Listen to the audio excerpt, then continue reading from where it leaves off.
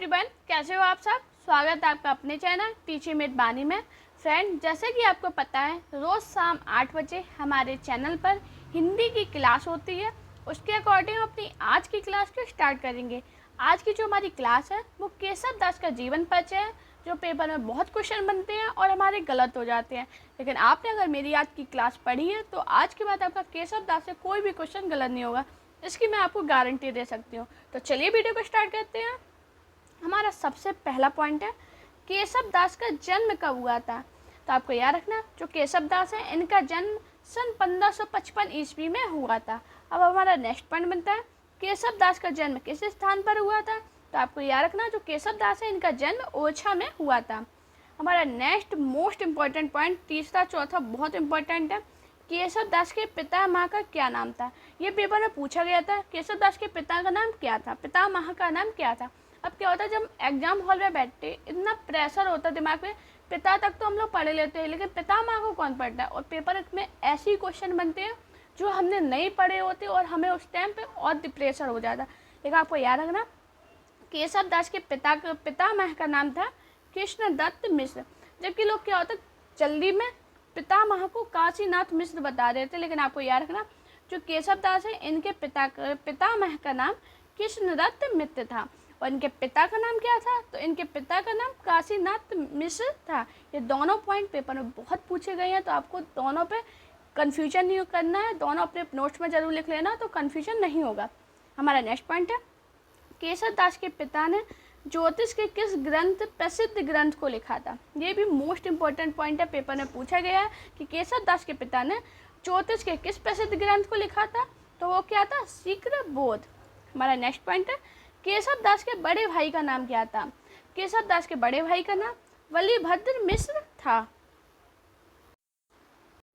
हमारा next point है, केशव दास के बड़े भाई बलिभद्र किस भाषा के कवि थे। तो दोस्तों आपको याद रखना, देखो इनके पिता थे वो ज्योतिष थे, इन्होंने एक प्रसिद्ध ग्रंथ लिखा था शीघ्र बोध। और इनके जो बड़े भाई थे बलिभद्र, ये भी एक कवि थे। आपको दोनों पॉइंट याद रखने हैं, पेपर में पूछे गए हैं। तो ये जो बलिभद्र थे ये ब्रज भाषा के कवि थे। हमारा नेक्स्ट पॉइंट है, केशव के परिवार की भाषा क्या थी।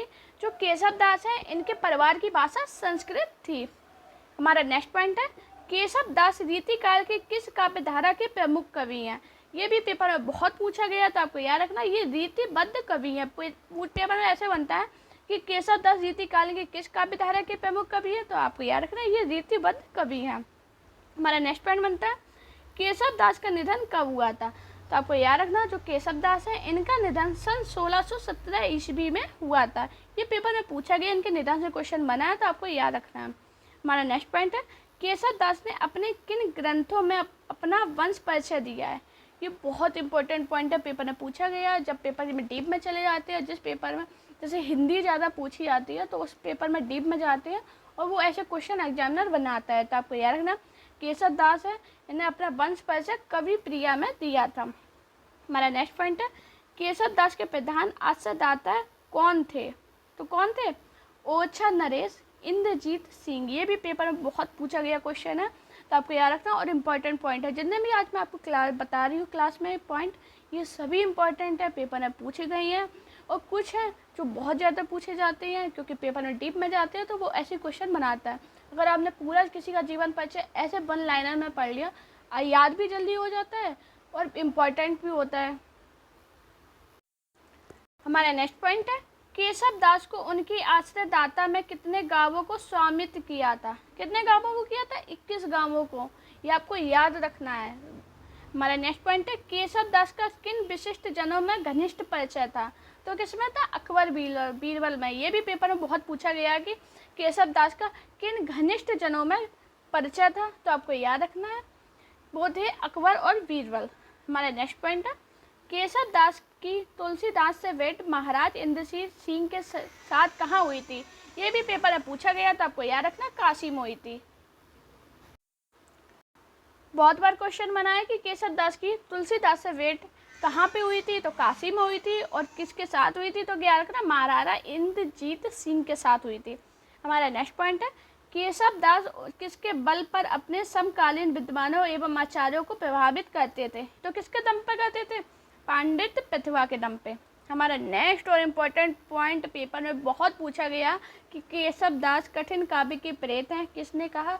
तो किसने कहा? लाला भगवान दीन ने। ये बहुत इंपॉर्टेंट पॉइंट है। मैं तो ये कहूँगी अपने नोट्स में जरूर लिखना, कठिन काव्य का प्रेत किसने कहा है? तो लाला भगवान दीन ने। हमारा नेक्स्ट पॉइंट है केशव दास की प्रमुख काव्य रचनाएं कितनी हैं? तो जो केशव दास है इनकी प्रमुख काव्य रचनाएं हैं वो 7 हैं। दोस्तों रचनाओं से याद आया, मैंने अपने चैनल पे रचनाओं की एक सेपरेट क्लास बना रखी है, तो उस क्लास को ज़रूर देखिए। बहुत ज़्यादा इंपॉर्टेंट क्लास है। उसमें मैंने सभी के बारे में पूरी उनकी रचनाएं जो पेपर में पूछी जाती है वो बताई हुई हैं। तो आप जाइए उसे क्लास को देखिए, और उसकी पीडीएफ मैंने अपने टेलीग्राम चैनल पर सेंड कर दी थी। तो आप टेलीग्राम चैनल ज़रूर ज्वाइन करना, क्योंकि जो क्लास मैं पढ़ाती हूँ उसकी पीडीएफ जो मुझे लगती है कि आपको देनी चाहिए वो पीडीएफ मैं आपको टेलीग्राम चैनल पर सेंड कर देती हूँ। हमारा नेक्स्ट पॉइंट है केशव दास की रामचंद्रिका किस प्रकार की रचना है? ये भी बहुत इंपॉर्टेंट पॉइंट है, पेपर में पूछा गया। जो केशव दास की रामचंद्रिका है वो किस प्रकार की रचना है? तो ये एक महाकाव्य है। हमारा नेक्स्ट पॉइंट है केशव दास की कवि प्रिया का वर्ण विषय क्या है? तो क्या था? कवि शिक्षा। हमारा नेक्स्ट पॉइंट है केशव दास की रसिक प्रिया में क्या विवेचन है? ये भी बहुत इंपॉर्टेंट पॉइंट है, तो आपको याद रखना, रस निरूपण एवं नायिका भेद। हमारा नेक्स्ट पॉइंट है केशव दास की रामचंद्रिका में किसका वर्णन है? तो आपको याद रखना केशव दास की जो रामचंद्रिका है इसमें राम कथा का वर्णन है। हमारा नेक्स्ट पॉइंट है रीतिकाल के आचार्य केशव दास ने किस प्रकार के ग्रंथों की रचना की है? तो किस प्रकार के ग्रंथों की है? लक्षण ग्रंथों की। ये पेपर में बहुत पूछा गया दोस्तों, इतना पूछा जाता है क्वेश्चन, और हमारी छोटी छोटी गलतियाँ होती है जो हम कंफ्यूज हो जाती है और हमारी गलतियाँ हो जाती हैं। लेकिन आप अपने नोट्स पे ज़रूर लिखा कीजिए। अगर नोट्स में दिया है केशव दास, सिलेबस में आपके केशव दास दिया है, तो ये समझ लीजिए केशव दास से हर एक क्वेश्चन बनेगा। अब ये नहीं सोचो कि हम हल्का जन्म मृत्यु पढ़ लेंगे और इनकी रचनाएं पढ़ ली और हमारा बेड़ा पार होगा, नहीं होगा। आपने अगर पूरा पढ़ा है तभी होगा, अगर हिंदी डीप में आपके एग्जाम में पूछी जाती है। हमारा नेक्स्ट पॉइंट है केशव दास के लक्षण ग्रंथ कौन से हैं? ये भी बहुत पेपर में पूछा गया क्वेश्चन है, तो आपको याद रखना, रामचंद्रिका, कवि प्रिया और रसिक प्रिया। ये तीनों पॉइंट आपको याद रखना, रामचंद्रिका, कवि प्रिया और रसिक प्रिया। हमारा नेक्स्ट पॉइंट है केशव की प्रमुख काव्य भाषा क्या है? तो आप याद रखना, आपको जो केशव दास है इनकी प्रमुख काव्य भाषा है वो है ब्रज। हमारा नेक्स्ट पॉइंट है केशव की काव्य भाषा पर किस भाषा का प्रभाव है? तो आपको याद रखना, जो केशव की काव्य भाषा इस पे बुंदेली भाषा का प्रभाव है। हमारा नेक्स्ट पॉइंट है केशव दास की किन कृतियों में संस्कृत भाषा का प्रभाव अधिक है? तो किसमें है? रामचंद्रिका एवं विज्ञान गीता। दोस्तों आपसे रिक्वेस्ट करूंगी आप लोग प्लीज़ चैनल को सब्सक्राइब और वीडियो को लाइक किया कीजिए, और कमेंट में एक प्यारा सा कमेंट जरूर किया कीजिए कि मैम आपकी क्लास मुझे अच्छी लगती है, या आपको अच्छी नहीं भी लगती है तो आप मुझे कमेंट जरूर किया कीजिए, जिससे मुझे पता चले। अगर मेरी कोई गलती है तो मैं उसे सुधारने की कोशिश करूँगी और आपके लिए बेस्ट से बेस्ट क्लास लाने की कोशिश करूँगी। बस आप लोग कमेंट में बताया जरूर किया कीजिए। हमारा नेक्स्ट पॉइंट है केशव दास की काव्य रचना में प्रमुख रूप से कितने रूप दिखाई पड़ते हैं? तो कितने दिखाई देते? 3। ये भी पेपर में पूछा गया था कि केशव दास की काव्य रचना में प्रमुख रूप से कितने रूप दिखाई पड़ते हैं? तो 3। हमारा नेक्स्ट पॉइंट है केशव दास की काव्य रचना में उनका प्रथम रूप क्या है? ये पेपर में पूछा गया क्वेश्चन है, तो आपको याद रखना, जो केशव दास की काव्य रचना है उनमें प्रथम रूप है आचार्य का। हमारा नेक्स्ट पॉइंट है केशव दास की काव्य रचना में आचार्यत्व के अतिरिक्त कौन पढ़ाता है? तो आप क्या रखना, महाकवि। ये भी पेपर में पूछा गया पॉइंट है।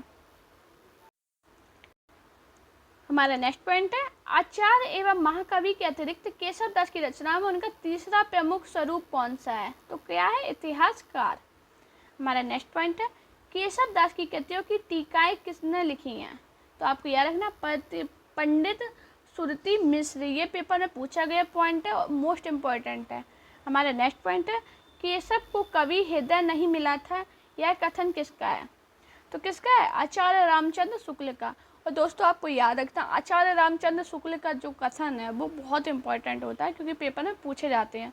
आपको मैं आचार्य रामचंद्र शुक्ल ने जितने भी कथन दिए हैं मैं सभी की एक सेपरेट क्लास लाऊंगी, लेकिन अभी मैं आपको इसमें बता देती हूँ टॉपिक बाई टॉपिक, तो आपको याद रहेंगे, वरना मैं एक सेपरेट क्लास आपके लिए लेके आऊँगी।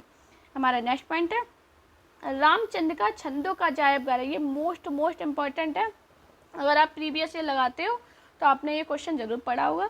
तो आपको याद रखना, जो रामचंद्र का छंदों का अजायब घर है, ये भी आचार्य रामचंद्र शुक्ल ने कहा है। हमारा नेक्स्ट पॉइंट है, केशव दास रीतिबद्ध कवि थे। तो आपको याद रखना, हाँ, केशव दास रीतिबद्ध कवि थे। फ्रेंड, अगर आपको मेरी वीडियो पसंद आई हो तो वीडियो को लाइक कीजिए, चैनल को सब्सक्राइब कीजिए और अपने दोस्तों के साथ इस वीडियो को शेयर कीजिए। दोस्तों, प्लीज़ आपसे रिक्वेस्ट करूँगी, प्लीज़ आप लोग कमेंट में ज़रूर बताना कि आज की क्लास आपको कैसी लगी है, और वीडियो को लाइक करके ज़रूर जाना। और दोस्तों, आप मेरे टेलीग्राम अकाउंट टीचिंग विद बानी और इंस्टाग्राम अकाउंट वानी शर्मा ऑफिशियल, दोनों पे मुझे फॉलो कीजिए। अगर आपको पढ़ाई से रिलेटेड कोई भी प्रॉब्लम होती है तो आप मेरे डायरेक्ट इंस्टाग्राम पे मैसेज कीजिए, मैं आपका सॉल्यूशन ज़रूर लेके आऊँगी।